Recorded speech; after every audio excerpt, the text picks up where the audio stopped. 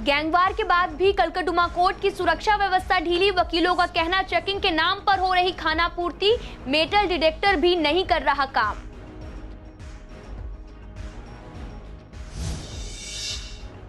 प्रीत विहार में अवैध पार्किंग को लेकर दुकानदार नाराज। दुकानदारों का कहना कि एमसीडी की साइट पर पार्किंग का जिक्र नहीं, पार्किंग वाले करते हैं गलत व्यवहार।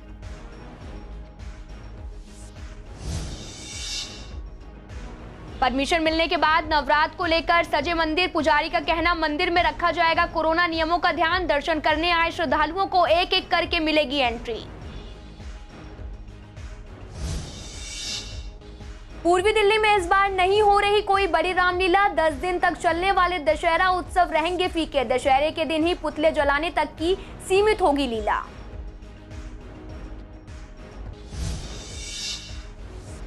त्योहारी सीजन आने पर बाजारों में बढ़ी खरीदारी। पॉजिटिविटी केस बढ़ने से एक्सपर्ट चिंतित। दुकानदारों का कहना, कर रहे कोरोना नियमों का पालन।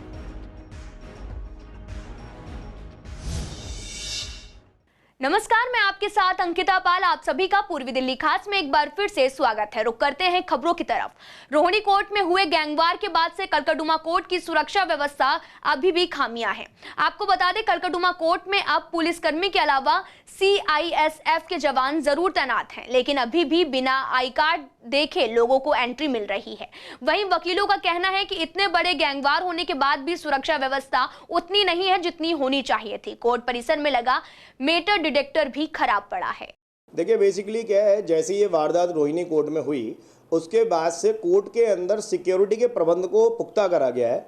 अब जो है कुछ सीआईएसएफ के जवान भी तैनात करे गए हैं और साथ ही साथ जो पुलिस के स्पेशल दस्ता जो सफारी सूट में बाकी हाई कोर्ट और सुप्रीम कोर्ट में देखने को मिलता है वो भी यहाँ पे अपॉइंट करा गया है।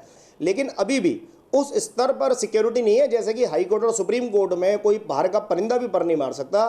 ट्रायल कोर्ट में अभी भी कहीं ना कहीं देखा गया है कि सुबह 10 बजे तो बहुत अच्छे लेवल पे सिक्योरिटी होती है, चेकिंग होती है, वकीलों की भी चेकिंग होती है, लेकिन उसके बाद जहां 11 बजते हैं, 11:30 बजते हैं, उसके बाद वो डायल्यूट हो जाती है। आज भी हाई कोर्ट सुप्रीम कोर्ट में बिना पास के, बिना एडवोकेट की कंसेंट के कोई लिटिगेंट अंदर नहीं घुस सकता।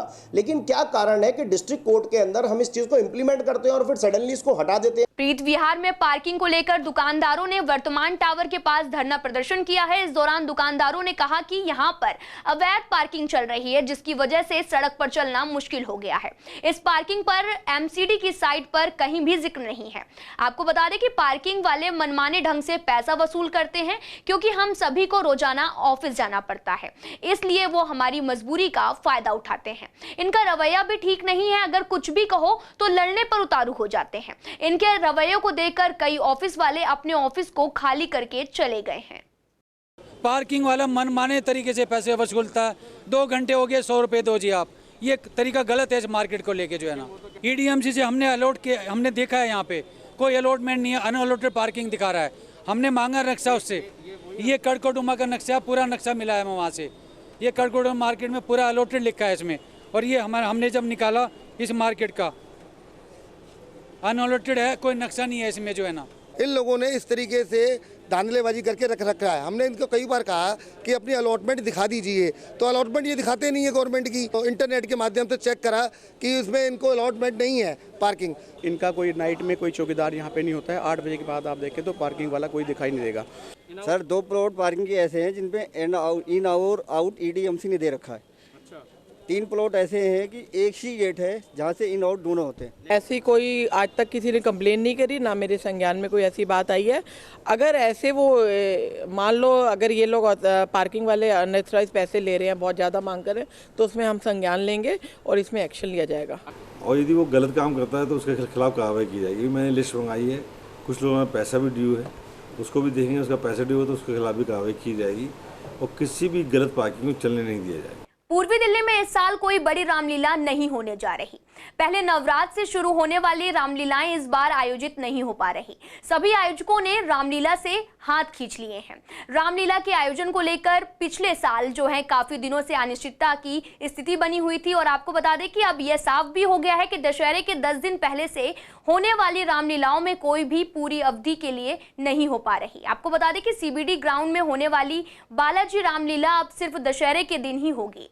रामलीला आयोजकों का कहना है कि दशहरे के दिन ही राम राम जन्म को लेकर भी रावण वध तक की सारी लीला को आयोजन किया जाएगा। आपको बता दें कि उसी दिन पुतले भी फूके जाएंगे और कैलाश नगर के आयोजकों का कहना है कि इस बार रामलीला का आयोजन नहीं किया जा रहा। विवेक विहार में होने वाली लीला को लेकर अभी कुछ भी साफ नहीं किया गया है। आईपी एक्सटेंशन में होने वाली रामलीला के आयोजक आईपेक्स भवन के बंद हाल में भी लीला आयोजित कर रहे हैं और ये लीला भी सिर्फ 6 दिन की होगी। इसे 10 अक्टूबर को लेकर जो है शुरू किया जाएगा और 15 अक्टूबर तक दशहरे पर समापन होगा। आयोजकों का कहना है कि लीला के आयोजन के लिए डीडीएमए ने काफी देरी से फैसला लिया है। इसके अलावा दुकानों, स्टॉलों और मेले और झूलों की मंजूरी नहीं दी गई है। रामलीला की मंजूरी के लिए भी कई विभागों में जाना पड़ता है, जिसके लिए अब समय ही नहीं बचा है। इसलिए इस बार आयोजकों ने रामलीला से हाथ खींच लिया है।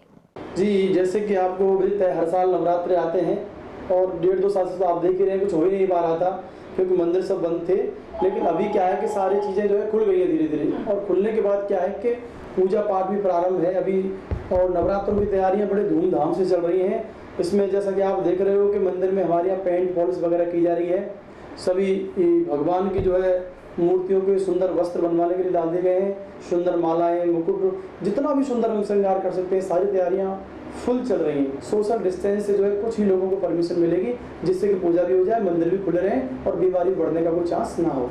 लेकिन इस बार नवरात्रों से ये नियम लागू हो गया है कि सभी जगह मंदिर खोल दिए जाएंगे, भव्य आयोजन मंदिरों में होंगे।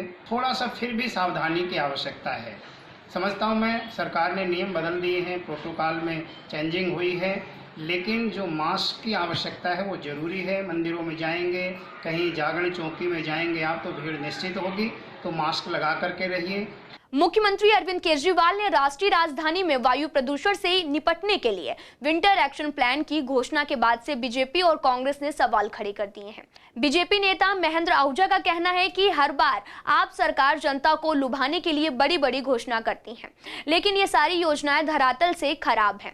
प्रदूषण की रोकथाम के लिए सीएम अरविंद केजरीवाल ने जगह जगह स्मोक टावर लगवाने का वादा किया था, लेकिन अभी तक कितने लगे हैं वो तो जनता को भी पता है। सरकार ये भी बताए कि अभी तक कितने फ्लाईओवर का निर्माण किया जा चुका है। वहीं कांग्रेस नेता नरेंद्र नाथ ने आप सरकार पर हमला बोलते हुए कहा कि प्रदूषण को रोकने के लिए ऑड इवन जारी किया गया है। साथ ही आपको बता दें कि आप सरकार ने सिर्फ जनता को ठगा है और कुछ नहीं। आपको बता दें कि वहीं आप नेता रोहित मेहरोलिया का क्या कुछ कहना है, देखिए आप इस रिपोर्ट में। अब तो दिन शुरू हो गए पोल्यूशन के, और दिल्ली में प्रदूषण बहुत आज की तारीख में भी अब शुरू हो गया है, आज से पोल्यूशन बढ़ना।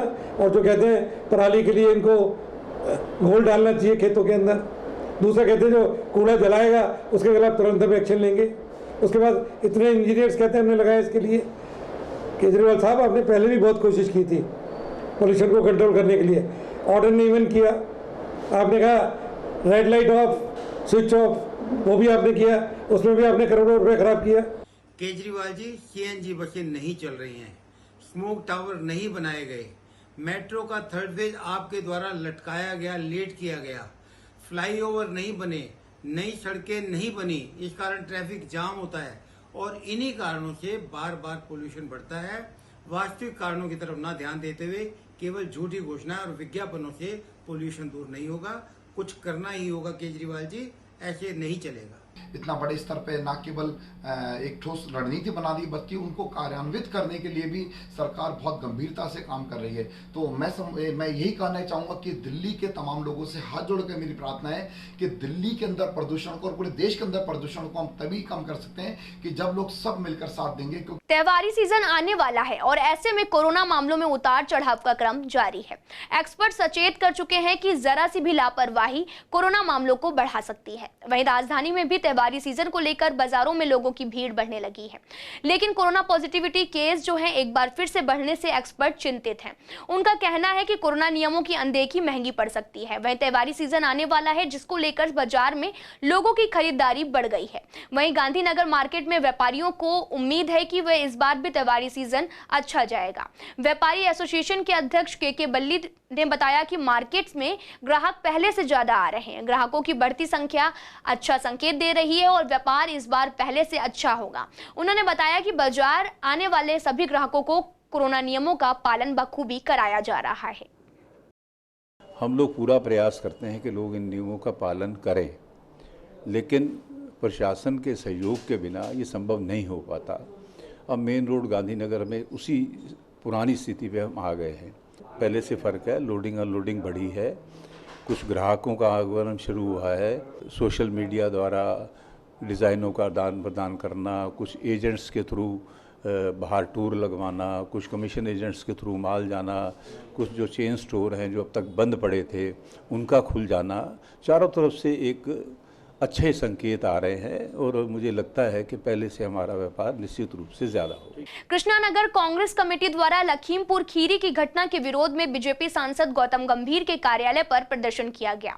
इस दौरान कांग्रेस नेता अपने समर्थकों के साथ हाथों में झंडे लेकर बीजेपी नेता गौतम गंभीर के कार्यालय के बाहर जमा हुए और जमकर नारेबाजी भी की। आपको बता दें कि कांग्रेस नेताओं का कहना है कि ये बीजेपी सरकार इस मामले को लगातार दबाने का काम जारी कर रही है ताकि उसके नेता को बचाया जा सके। लखीमपुर खीरी की घटना ने यूपी सरकार को कटघरे में खड़ा कर दिया है। मामले की गंभीरता को देखते हुए बीजेपी नेता को तुरंत इस्तीफा देना चाहिए।